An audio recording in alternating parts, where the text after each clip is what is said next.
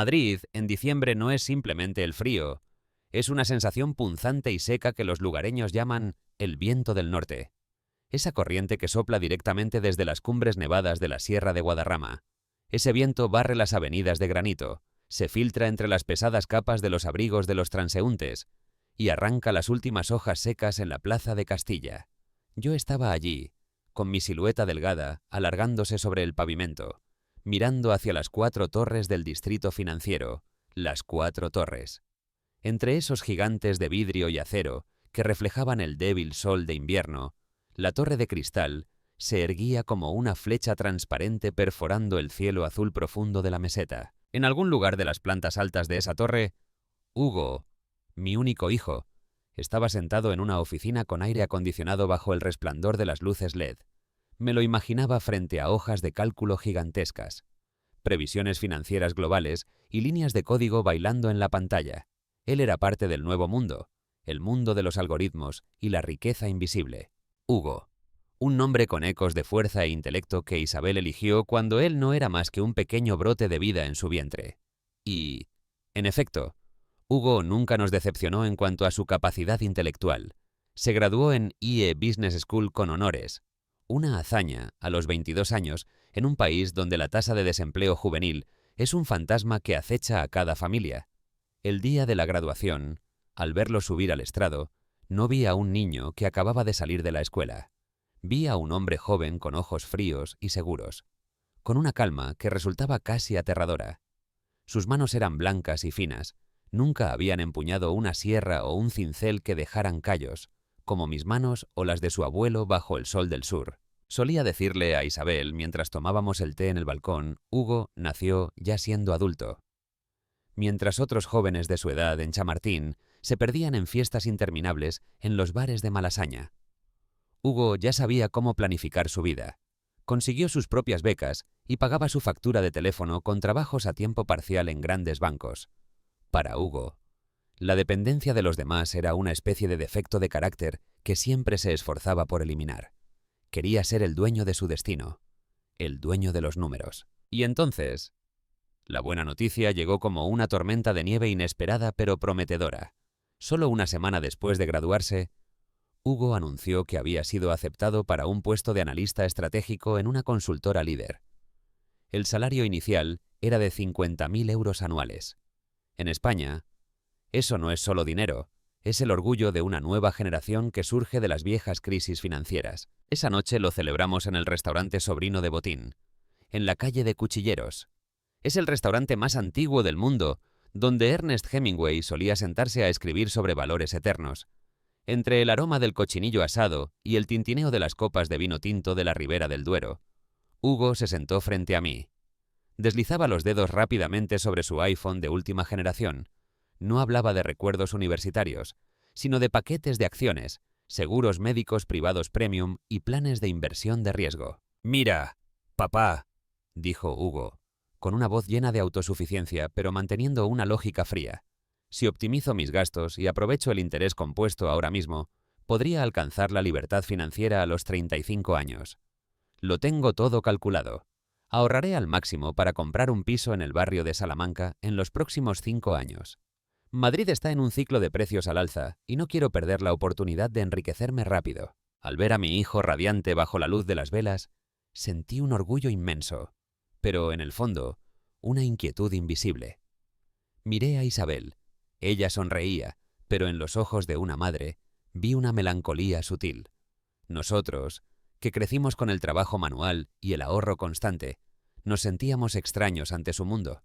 Fue entonces cuando supe que debía poner en marcha el plan que Isabel y yo habíamos discutido en silencio.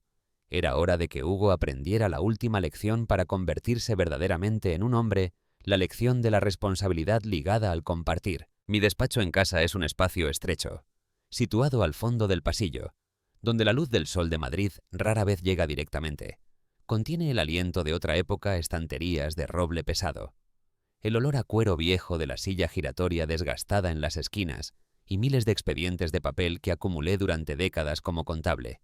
Es el santuario de la estabilidad, donde cuadré cada euro para que Hugo tuviera la mejor educación sin deber ni un céntimo. 2 días después de la fiesta en Botín, invité a Hugo al despacho. Entró con la confianza de quien acaba de cerrar un gran trato en la torre de cristal. «Hugo», comencé, tratando de mantener la voz tan estable como cuando leo un balance de situación. «Estoy muy orgulloso de tu nueva posición. Ahora eres un hombre con ingresos oficiales, un adulto hecho y derecho ante la sociedad. Por eso, creo que es hora de que asumas parte de la responsabilidad financiera de este hogar». Hugo se reclinó en la silla, arqueando las cejas con orgullo. «Claro. ¿Qué quieres que aporte?» «Mejorar la calefacción central o comprar una televisión nueva para mamá». Deslicé un pequeño papel con cifras anotadas hacia él. «He consultado los precios de alquiler en Chamartín. Un piso pequeño cuesta unos 1.200 euros, sin gastos. No te pido eso. Quiero que aportes 300 euros al mes por el alquiler y 70 euros por la parte del seguro del coche que he seguido pagando por ti. En total, 370 euros. El silencio inundó la habitación de inmediato. Podía oír el silbido del viento por la rendija de la ventana y el tic-tac seco del reloj de péndulo. La mirada de Hugo se endureció de repente. Su sonrisa segura desapareció, reemplazada por el asombro y, rápidamente, por una indignación contenida. «¡370 euros!», repitió Hugo, con voz baja pero cargada de presión. «Me estás tomando el pelo, papá». «Llevo trabajando menos de una semana. Sabes que estoy intentando ahorrar cada euro para mudarme, para construir mi propio imperio. ¿Por qué quieres quitarme ese dinero ahora?» «¿Acaso falta dinero en casa?» «No es quitar, Hugo. Es compartir la responsabilidad», expliqué, entrelazando las manos sobre la mesa. «No llega ni a la cuarta parte de los gastos reales de los que disfrutas. Pagar el alquiler te enseña a priorizar las facturas antes de pensar en invertir en gráficos virtuales en el mercado de valores». «No estoy de acuerdo». Hugo golpeó la mesa de roble. «Me estás frenando. Podría usar esos 300 euros para invertir en Bitcoin o en fondos ETF. Podría duplicarlos en unos meses en lugar de dejar que se mueran en tu bolsillo. ¿Estás aprovechando mi éxito para compensar tus gastos?» «Es ridículo». Sus palabras fueron como un cuchillo en mi corazón. Hugo no sabía que, tras mi rigidez, había un plan de amor. Había abierto una cuenta de ahorros separada en el Banco Santander. Cada euro que Hugo me entregara, lo depositaría allí. Quería que, cuando llegara el momento de mudarse oficialmente, pudiera devolverle todo ese dinero como una sorpresa. Quería crearle un colchón de seguridad, pero al mismo tiempo, quería que sintiera la dureza de mantener una vida independiente. Pero en ese momento, a los ojos de Hugo, yo solo era un padre pragmático y anticuado. Miró mis manos llenas de callos con extrañeza, como si no pudiera creer que esas manos lo habían cuidado durante 22 años. «Si me obligas», dijo Hugo con la mirada gélida, «me mudaré de inmediato. Prefiero estar en una habitación cutre pero ser libre, que ver cómo mi propio padre me echa cuentas por cada céntimo». Salió del despacho dándome la espalda, dejándome solo entre el olor a roble y una profunda decepción.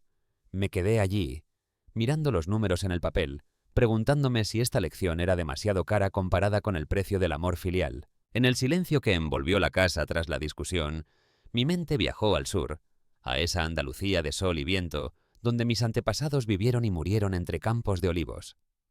Mi padre era un carpintero pobre en Sevilla. Nunca supo de algoritmos ni de acciones, pero sabía cómo darle alma a un trozo de madera inerte.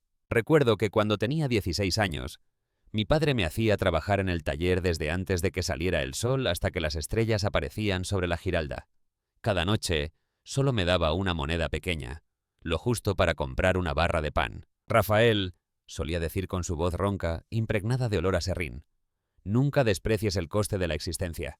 Una casa no se construye con ladrillos y piedras, se construye con el sacrificio de cada persona que vive en ella.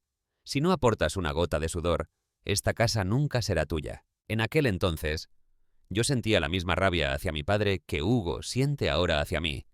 Pensaba que era estricto, que era autoritario, pero al crecer, cuando tuve que enfrentarme solo a las crisis económicas que sacudieron España, entendí su lección.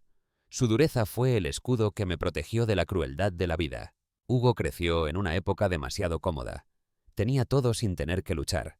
Para él, el aire acondicionado, el agua caliente y las buenas comidas de su madre eran algo tan natural como el aire para respirar.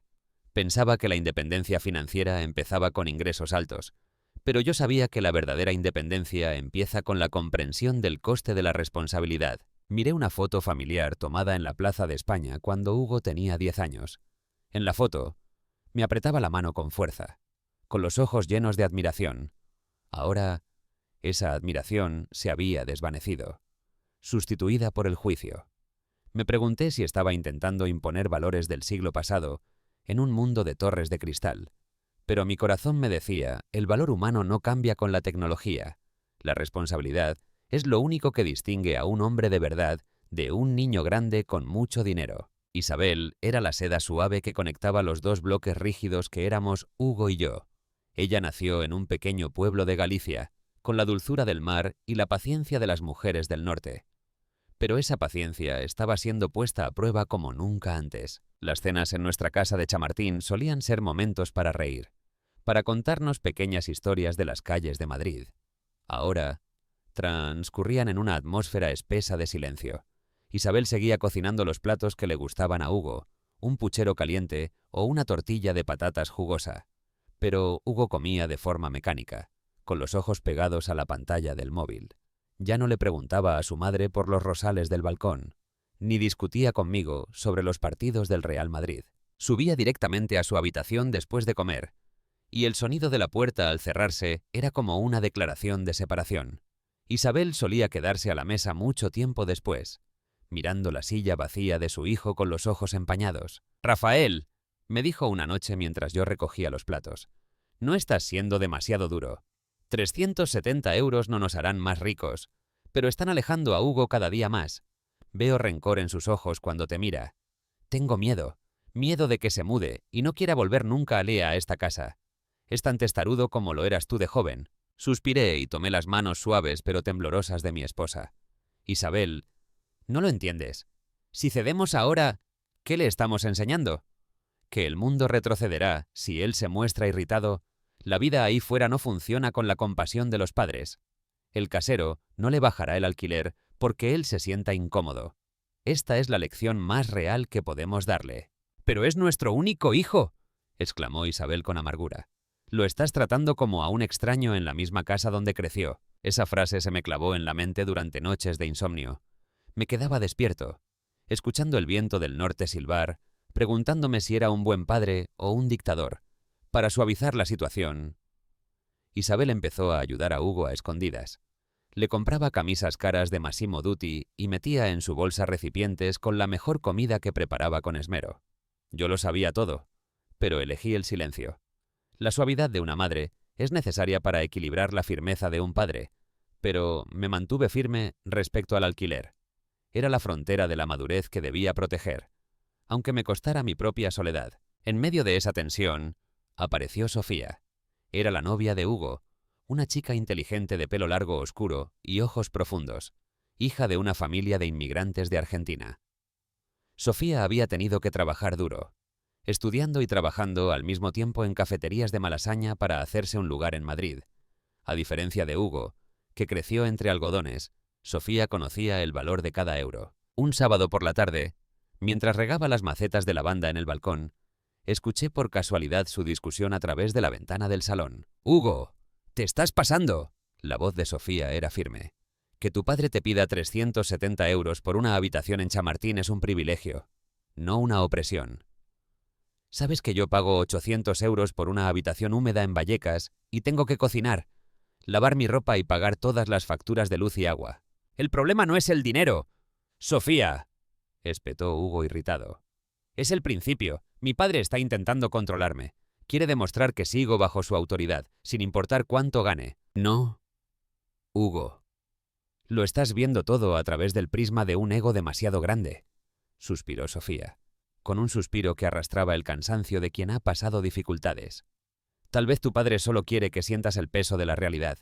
Ganas 50.000 euros, te los gastas en relojes caros y fiestas lujosas, y te duele aportar unos cientos de euros al lugar que te cobija. ¿A eso llamas independencia? La independencia no es ganar dinero. La independencia es cargar con la responsabilidad». Las palabras de Sofía dejaron a Hugo en silencio durante un buen rato. Me quedé inmóvil en el balcón, agradeciendo al destino por haber puesto arete a esa chica al lado de mi hijo. A veces, Las palabras de un padre pesan toneladas, pero son vistas como imposiciones anticuadas, mientras que las de un ser amado tienen un poder de penetración mucho más fuerte. Esa noche, por primera vez en semanas, Hugo bajó a cenar y me hizo una pregunta sobre la situación política en Madrid. El hielo que cubría su corazón empezó a mostrar las primeras grietas, aunque todavía no aceptaba del todo mi lección. Hugo siguió persiguiendo sus sueños de riqueza rápida a través de gráficos técnicos. Pasaba horas cada noche siguiendo la volatilidad de las criptomonedas. Para él, el trabajo tradicional era solo una herramienta para obtener capital. La inversión de riesgo era el camino hacia la verdadera libertad. Creía más en los algoritmos que en la solidez de la realidad. Solía burlarse de mis viejos libros de contabilidad llamándolos reliquias del pasado. Pero el mercado financiero es un monstruo sin compasión, especialmente para los jóvenes demasiado seguros de su intelecto. Una noche de enero, Madrid estaba sumida en una niebla espesa y un frío glacial. Vi que la luz de la habitación de Hugo seguía encendida a las 3 de la mañana. Me acerqué suavemente a su puerta para decirle que se fuera a dormir, pero por la rendija vi a Hugo sentado, aturdido, frente al ordenador. Los gráficos rojos caían en picado sin frenos. Su rostro estaba pálido bajo la luz azul del monitor. Llamé a la puerta y entré. Hugo no se dio la vuelta. Sus hombros temblaban levemente. ¿Estás bien, Hugo?, pregunté en voz baja, poniendo una mano en su hombro. Estaba tenso como una cuerda a punto de romperse. He perdido 7.000 euros en 3 horas. Papá, dijo Hugo con la voz ronca. Era todo mi ahorro de 3 meses y parte del dinero que pensaba usar para llevar a mamá de viaje. Creí en esos análisis. Pensé que era más listo que nadie. Me senté en el borde de la cama, sin reproches, sin esa mirada de «te lo dije». Entendía el dolor de un joven al ver cómo su castillo de arena se derrumba. Ya lo ves, Hugo. El mundo virtual puede darte gloria en un minuto, pero puede arrebatártelo todo en un parpadeo sin dar explicaciones.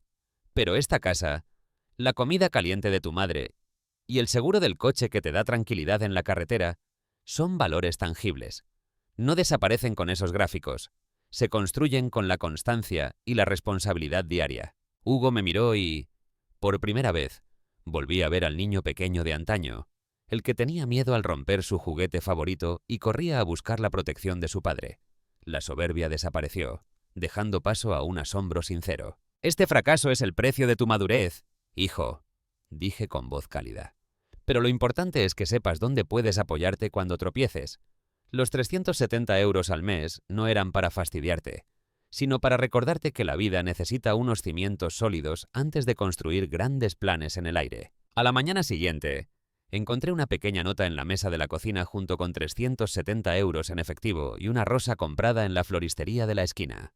La nota solo decía «Gracias, papá». Desde aquella noche, la actitud de Hugo cambió radicalmente.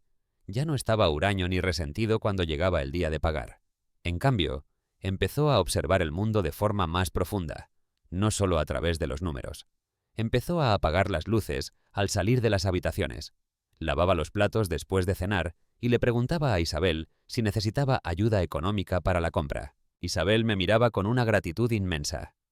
Veía cómo su hijo testarudo se despojaba de su capa de arrogancia para convertirse en un hombre atento a los demás. Hugo también empezó a hablar más conmigo sobre su trabajo en la Torre de Cristal. Ya no eran fanfarronadas de números, sino dificultades reales, presiones de sus superiores y la competencia feroz en la oficina.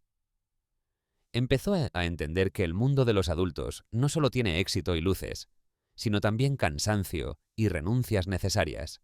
Compartí con él mis experiencias sobre el trato con la gente que acumulé en toda una vida como contable. La distancia entre padre e hijo, que antes parecía separada por los euros, ahora se unía precisamente por el entendimiento del valor del trabajo y la paciencia. Un fin de semana, Hugo trajo una botella de Rioja Reserva.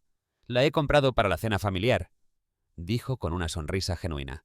«Me he dado cuenta de que aportar a la familia no me hace más pobre, sino que me hace sentir que pertenezco de verdad a este lugar, que soy parte de esta casa». Miré a mi hijo y sentí una emoción indescriptible. La semilla de la responsabilidad había empezado a brotar en su alma. Hugo había comprendido que la verdadera libertad no es hacer lo que uno quiera con su dinero, sino tener la entereza de cargar con la responsabilidad hacia sus seres queridos y el espacio donde vive. Ya no era un huésped exitoso. Era un miembro real de la familia. 6 meses pasaron rápido, como los vientos cálidos y secos del verano madrileño. Hugo anunció que había ahorrado lo suficiente y que había encontrado un pequeño piso en el barrio de Tetuán. Una zona multicultural. No muy lujosa, pero llena de vida. Me mudo a finales de mes. «Papá», dijo Hugo en su última cena en la casa de Chamartín. Su voz era ahora pausada, tranquila y llena de dignidad. «Quiero probar a vivir de forma totalmente independiente, enfrentarme a cada factura y a cada coste de la vida. Os agradezco a ti y a mamá que me hayáis protegido todo este tiempo y, sobre todo, que me hayáis enseñado a pagar por mi propia libertad». Isabel se secó las lágrimas en silencio, triste por su partida pero feliz al verlo crecer. Yo asentí con aprobación, sintiendo que me quitaba un gran peso de encima. «Te felicito, es un paso valiente y el correcto que debes dar ahora». El día que se mudaba, cuando las últimas cajas estaban cargadas en el coche por el que él mismo había pagado el seguro durante 6 meses, lo llamé a mi despacho de roble por última vez. Le entregué un sobre azul claro del Banco Santander. Hugo lo abrió. Sus ojos se agrandaron y sus manos temblaron al ver la cifra en la libreta de ahorros, más de 2.500 euros. Era todo el dinero del alquiler que había pagado durante esos meses, más una pequeña cantidad que yo había sacado de mi pensión para añadirle en cada fiesta. «Papá, ¿qué es esto? No entiendo». Hugo me miró con la voz entrecortada por la emoción. «Es tu dinero». «Hugo». Sonreí, poniendo la mano sobre su hombro, que ahora se sentía mucho más firme. «Papá y mamá nunca necesitamos tu dinero para vivir. Tenemos suficiente para nuestra vejez. Pero necesitaba que entendieras que cada euro que ganas lleva consigo el peso de la responsabilidad y el valor de compartir. Lo has hecho muy bien. Has demostrado tu dignidad aportando sin quejarte, incluso cuando pasaste por dificultades». Hice una pausa, mirándolo profundamente a los ojos. «Este es el premio a tu madurez. Úsalo para los gastos de tu nuevo piso, para la fianza o para comprar lo que necesites para empezar tu nueva vida. Este es el colchón que tus padres te dan, para que puedas volar lejos con confianza, pero sin olvidar nunca que tus raíces siempre tendrán un lugar al que volver». Hugo se quedó inmóvil en el despacho impregnado de olor a roble. Miró la libreta de ahorros. Miró a Isabel, que sonreía entre lágrimas en la puerta, y finalmente me miró a los ojos. No hubo necesidad de pedir perdón, porque todos los malentendidos y reproches se disolvieron en un abrazo fuerte. Un abrazo entre dos hombres que finalmente habían encontrado un lenguaje común a través de las pruebas del amor y la responsabilidad. La silueta madura de Hugo era ahora completa y sólida. Ya no era un espejismo en las torres de cristal de Madrid, sino un hombre de carne y hueso que valoraba a su familia, el trabajo honesto y la humildad ante la vida. Me asomé al balcón y vi el coche de Hugo alejarse por la calle de Chamartín. Madrid estaba preciosa esa tarde, con un sol dorado como la miel derramándose sobre los tejados antiguos. Entré en casa, tomé la mano de Isabel y susurré: «Nuestro hijo ya se ha hecho mayor, Isabel». Y supe que, por muy lejos que fuera, las raíces de madurez que con tanto esfuerzo habíamos cultivado lo ayudarían a mantenerse firme ante cualquier tormenta de la vida.